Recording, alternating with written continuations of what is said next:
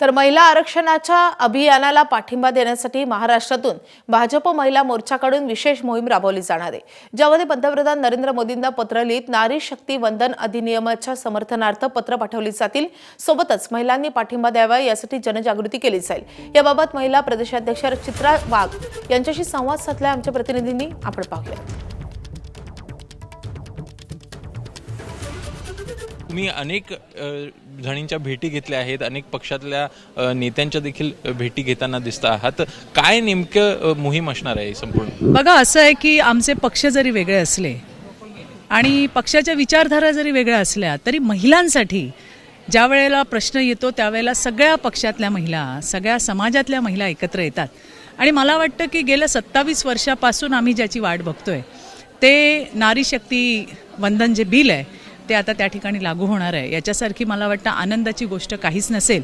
आणि त्यासाठी देशाचे यशस्वी आणि लोकप्रिय प्रधानमंत्री मोदीजी यांचे आम्ही कोटी कोटी आभार मानतो की जेव्हापासनं प्रधानमंत्री झाले तेव्हापासनं महिलांना केंद्रित ठेवून त्या ठिकाणी विविध योजना बनवल्या गेल्या।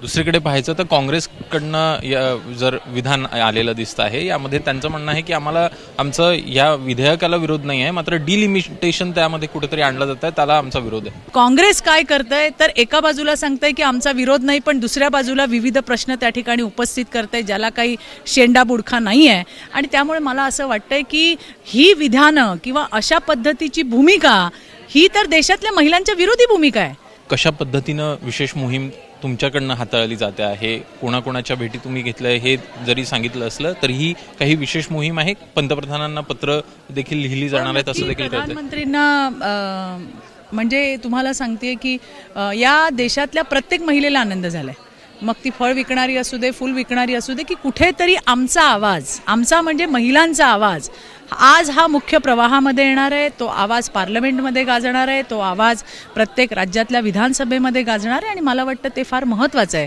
ही प्रत्येकीची जी भावना आहे ती भावना प्रधानमंत्रींपर्यंत पोहोचवण्याचं काम हे आमच्यासारखे कार्यकर्ते नक्कीच करतील। एकूणच या संदर्भात देखील विशेष मोहीम ही आपल्याला भाजप महिला मोर्चाकडनं देखील घेतली जात असल्याचं दिसतंय। कॅमेरामॅन कृष्णा खापरेसह अभिषेक मुठाळ, एबीपी माझा, मुंबई। एबीपी माझा, उघडा डोळे बघा नीट।